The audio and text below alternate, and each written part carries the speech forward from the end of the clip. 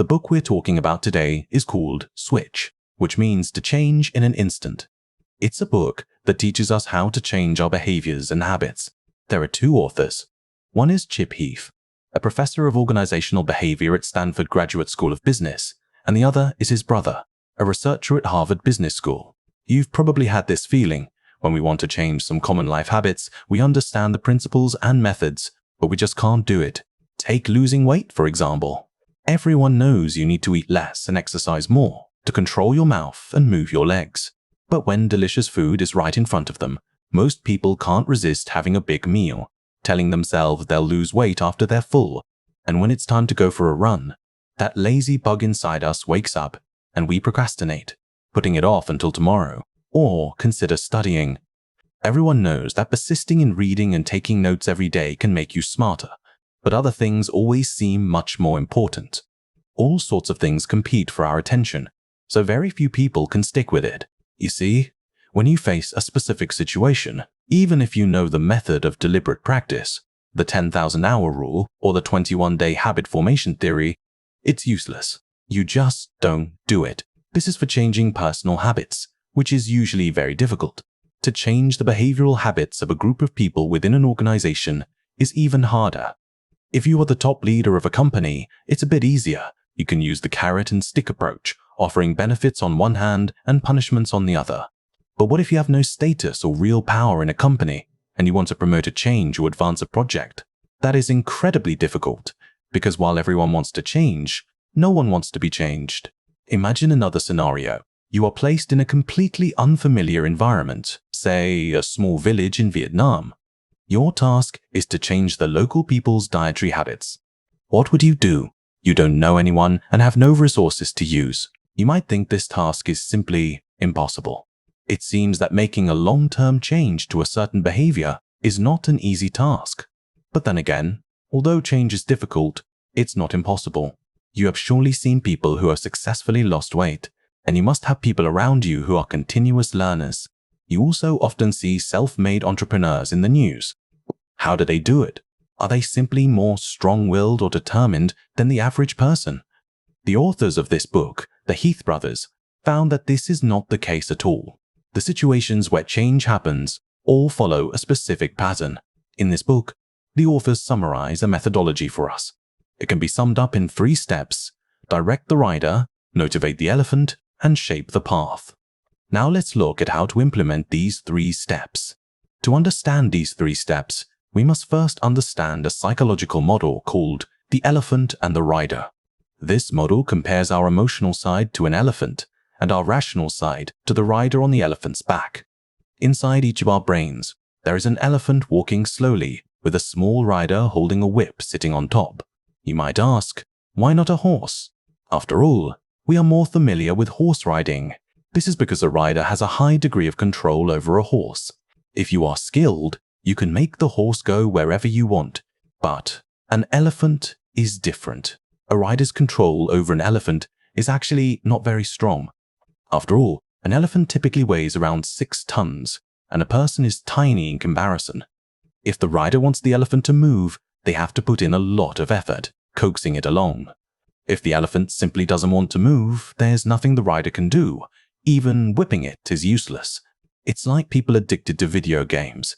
Every time they play, they blame themselves, feel they are wasting time, and know there are more important things to do. But despite what they say, their hands just can't stop. Simply put, we usually think of ourselves as quite rational, but in reality, the power of emotion is often much greater. There are countless examples of the elephant winning when it conflicts with the rider. Things like oversleeping, overeating, failing to quit smoking, being too lazy to go to the gym, procrastinating on work, saying hurtful things when angry, and being afraid to talk to strangers. These scenarios are all too common. The elephant's characteristic is its focus on immediate gratification. It wants to be comfortable for a little while, enjoy the present pleasure, and deal with the future later. The rider's characteristic is its focus on long-term benefits. It can endure present discomfort for future pleasure, like saving money now to have more to spend later. Therefore, when we want to change, we must simultaneously direct the rider and the elephant, while also creating an environment that the elephant finds comfortable. You could say that a person's so-called change is the process of convincing both the rider and the elephant at the same time. Now for the first step, direct the rider. Many times, when a person seems difficult to change and reluctant to act, it's simply because the rider in their head doesn't know which way to go. The rider focuses on long-term benefits, which is a strength. But it has another characteristic that can be considered a weakness. It overanalyzes and tends to spin its wheels. What's more troublesome is that it usually analyzes the problem, not the solution. You must have people like this around you.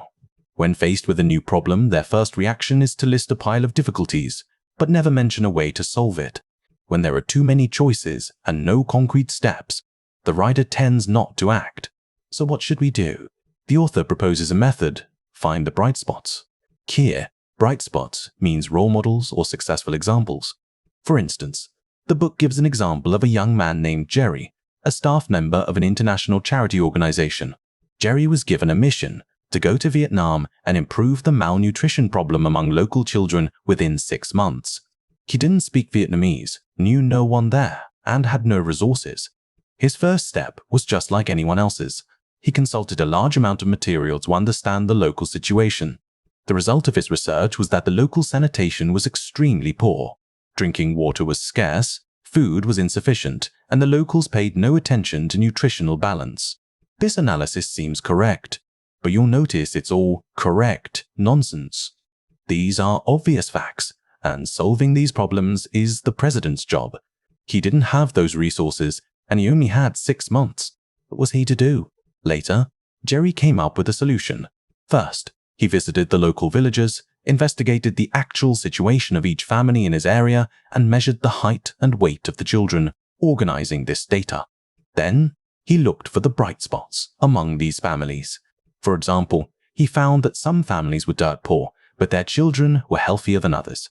This was a bright spot that needed to be analyzed closely. Jerry first eliminated some unrepresentative samples. For example, families that seemed poor but had relatives working in the government who could periodically bring them extra food were removed. Finally, he found a typical family. This family had nothing, no wealthy relatives, but their children were healthy. Through follow-up investigation, he discovered that the way this family fed their children was indeed different from others. First, with the same amount of food, this family split it into more meals. They fed their children 4 times a day, while other children in the area ate only twice a day on average. Obviously, the children's stomachs couldn't digest so much food at once. Small, frequent meals were a way to improve their nutrient absorption. Second, this family's feeding method was much more proactive. Other families thought that children know how much they need to eat and will naturally stop when they're full. But in reality, the food often wasn't very tasty, so the children usually ate less. This family's approach was different. They were very active, asking their children to eat as much as possible and encouraging them to eat more, especially if they were sick. You see, the parents' proactivity was also a factor.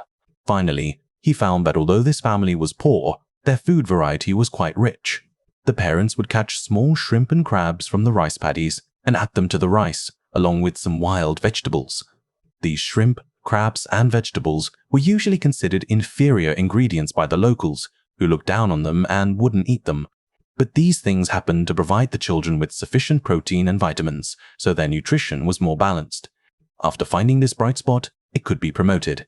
He first gathered some villagers and told them about the methods he had discovered, telling them that as long as they washed their hands before meals and added those shrimp, crabs, and wild vegetables to their cooking, their children would become healthy. This method was very simple and easy to implement.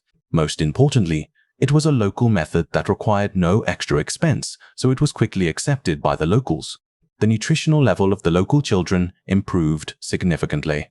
Later, after Jerry left, data showed that the children's nutritional levels continued to rise, indicating that he had truly changed the local dietary culture. In this example, the elephant in the villagers' minds didn't need to be persuaded, because every parent wants their child to be healthy. They had enough motivation. They just didn't know what to do. What they needed was simple, actionable methods. So, finding a role model and clearly telling the rider what to do next is a key point of change. In psychotherapy, there is a method called solution, focused brief therapy, which speaks to the same principle. In traditional psychotherapy, the therapist extensively analyzes the patient's past, making them recall the causes of their undesirable behaviors. The final conclusion is usually that it's all the parent's fault. This isn't wrong, but it's still correct nonsense. Who develops psychological problems for no reason? It's certainly due to external environmental influences, but this doesn't solve the problem. Solution-focused therapy is different. Its characteristic is that it doesn't care what the patient has experienced before, nor about their childhood, nor the causes of their behaviors. It only cares about how to solve the current problem and change future habits. For example, an alcoholic wants to quit drinking. The therapist will first ask some questions. When was the last time you stayed sober? Suppose you go to sleep and miraculously wake up having quit drinking. What is the first thing you would do? What is your mood like when you are sober? What are you doing right before you feel the urge to drink? You see, the therapist constantly guides and suggests to the alcoholic that they are not drunk all the time, that they have the ability to quit, and that it feels better to be sober. Here, the moment the alcoholic was sober is the bright spot of this case. The next step is to amplify it, turning it into practical, actionable steps for the alcoholic to follow. This can usually achieve real results. Simply put, to direct the rider to make a change, you must first find the bright spots, then figure out how to replicate them, and finally set out specific steps. Bright spots can get the rider out of a state of analysis paralysis and into real action, which is a crucial breakthrough for change to occur. We've talked about how to direct the rider by using simple language to state specific steps directly. This applies to situations where there is motivation to change, but a lack of method. However, most situations we encounter in life are where we know the method but lack the motivation. That is, the rider in our head knows what to do, but the elephant is disobedient. We've seen many psychologists go mad themselves. Many doctors get cancer due to poor lifestyle habits, many marriage counselors get divorced, and many professional brokers go bankrupt from their own stock trading. Such cases are everywhere. Many people complain, "Why do I know so many principles but still can't live a good life?" Exactly. It's because you only know, but your actions haven't followed. To make a change, the key is to see how that elephant moves. Next, let's talk about how to motivate the elephant. We used to think the sequence of change was first analyze, then think, then make a change. This model might work for some simple problems. For example, you used to shut down your computer by force quitting. Then someone tells you this method is very damaging to the computer. Once you know this, you change the habit. This change can happen in an instant, because it's simple. But when facing many complex things that consume willpower, this model usually doesn't work. For example, you clearly know that eating before bed will make you gain weight, but when you're so hungry you can't sleep, you can't help but eat. The author found that the sequence of almost all change is not analyze, think change, but rather see, feel change. That is, you must have seen a certain scene with your own eyes, which then touches your emotional side and finally generates the thought that you never want to be like you were before. Only then can change happen. Therefore, generating a feeling is a vital part of motivating the elephant. For instance, the author gives this example. A research institution found that many cancer patients are very cooperative during chemotherapy. Although chemotherapy is the most painful process, where patients typically lose all their hair and their immune systems collapse, turning them into a shadow of their former selves, patients can usually endure this stage. The next stage is not so painful. After returning home, they only need regular checkups, to take their medication on time, and to cooperate with the doctor's treatment. Although the medicine doesn't taste good, it's nothing compared to the process of chemotherapy. Taking medicine is a simple process, right? But the problem lies here. Many patients at this stage just don't take their medicine on time, eventually leading to the spread of cancer cells, rendering the previous chemotherapy useless. One doctor said that taking 20% less medicine doesn't mean the cancer recurrence rate increases by 20%, but by 200%. You could say that not taking the medicine is a death sentence. So why do so many patients make such a basic mistake on such an important matter? They did a lot of research and found that patients not taking their medicine on time is not a knowledge problem, but an emotional one. After receiving chemotherapy, patients are generally very afraid and hateful of cancer. wanting to get rid of the state of being sick as quickly as possible. And every time they take the medicine, it's a reminder that they are an unhealthy patient. So they resist the medicine from the bottom of their hearts. In the end, even though patients know that not taking the medicine is serious, they don't feel its seriousness. So how to get their attention? This research institution created a game that visually represented the process of drugs fighting cancer cells. In the game, players could act as a small robot specializing in eliminating cancer cells in the body. Every time they took their medicine on time, the robot's combat power increased. The medicine was its ammunition. The game also contained various bits of knowledge, and if a player could clear the game, basically all their misconceptions about cancer would disappear. The effect of this game was that almost all patients who played it could maintain the habit of taking their medicine on time. Even if they didn't beat the game, just seeing the scenes inside had a huge impact on their behavior. This shows that the factor that can motivate the elephant is emotion. To drive change, you must first find the feeling. The way to generate feeling is to actually see the scene, either generating a feeling of fear and urgency or a feeling of joy and excitement. No matter which emotion, it can capture the elephant's attention. Generating a feeling is the first step. Once the elephant in your head feels it, it has motivation. But having motivation doesn't mean it will move. Just like you know fitness is good and you know how to do sit-ups, but every time you're about to do them, you just can't move. This brings us to an important method in the process of change. Shrink the change. Complete a very small goal. First, to give yourself the feeling of having already started. For example, the book mentions an experiment. A car wash launched a loyalty card promotion. For every car wash, a customer gets a stamp on the card. Collect 8 stamps and you get 1 free car wash. Then, they gave the same card to another group of customers, but with a difference. The first 2 stamps were already stamped for them. This gave the customers a feeling of, I have already completed 2 stamps. The final result showed that the customer return rate for the latter promotion method was greatly increased, and the number of customers who completed all the stamps was more than double that of the first group. This shows that having already completed part of a journey is more inspiring than starting a journey from scratch. Another example. Suppose you plan to go to the gym every day after work, but after work you are exhausted and just want to go home and lie on the sofa to watch a movie. The thought of starting a whole series of exercises from scratch feels daunting. At this moment, what if a scientist came to you and said, "Did you know you have actually completed most of your exercise in the office? Every time you click the mouse, you burn 8 calories. Every time you go to the bathroom, you burn 30 calories. Every time you go up and down the stairs, you burn 100 calories. Now you just need to spend a little while on the treadmill at the gym to complete your standard amount of exercise for the day." Hearing this, don't you feel that you can complete the day's task with just a little more persistence? The matter becomes much simpler. To get the elephant to move its butt, you first have to make it feel that the task is not difficult. You need to talk to it like you're coaxing a child, giving it confidence. Once it has completed a part and tasted success, it will be inclined to continue. When it feels it's difficult, tell it there's only a little bit left to finish, and it will be inclined to complete it. This is a characteristic of how we all do things. The key is how to start.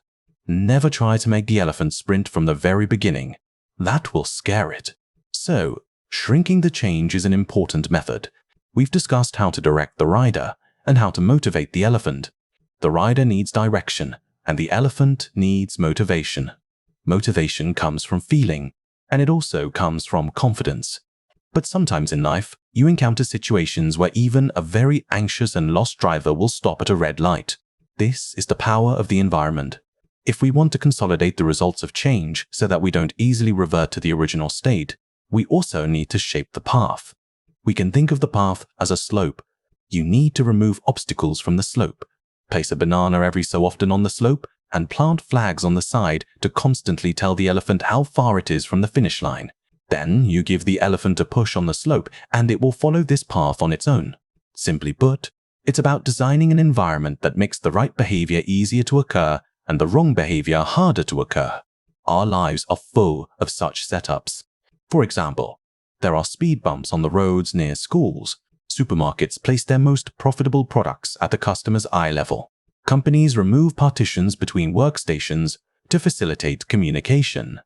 Banks design their ATMs to force you to retrieve your card before you can take your cash to prevent customers from leaving their cards behind. These kinds of setups that guide people to perform specific behaviors are everywhere. I once talked about a book called Details, which contains a large number of case studies on how to influence others. Friends who are interested can go and listen to it. Many things you think are your own choices are actually what others want you to choose. So, if you want to focus on completing a task, please put yourself in a suitable environment. If you want to lose weight, don't put snacks in the refrigerator. If you want to finish writing an article, please turn off your phone. If you want to learn a new skill, set aside a whole block of time to practice. Don't trust your willpower too much. Willpower is actually the rider's strength. It might be able to control the elephant for a short time, but its strength is too limited. It's like lifting dumbbells. If you keep lifting, you will eventually reach a point where you can't lift anymore. So the key is to let the elephant walk in the direction you want on its own. This way, real change can happen. Now let's review. This book has taught us a set of methods for making change happen. First, direct the rider. Communicate with it in simple language. Summarize specific steps by finding the bright spots and clearly tell it what to do next. Next, motivate the elephant. The elephant needs to find a feeling to be motivated. There are two aspects to generating motivation. One is to let it see specific scenes to produce a sense of urgency or pleasure, and the other is to shrink the magnitude of the change to build the elephant's confidence. Finally, you need to shape the path. Create an environment where wrong behaviors are less likely to happen and right behaviors are more likely to happen. By using this method to persuade both the rider and the elephant simultaneously, it is possible to change your own behavioral habits or the habits of others. No matter what kind of change it is, it requires a process. The relationship between the elephant and the rider must be one of mutual cooperation. The rider cannot be too harsh. If the rider constantly whips and blames the elephant, it will trigger a series of psychological problems. If you are a person who is overly demanding of yourself, this approach will not lead to behavioral change, but will only increase suffering. Change is about becoming a better version of yourself. Only by interacting with yourself with patience can you achieve this goal.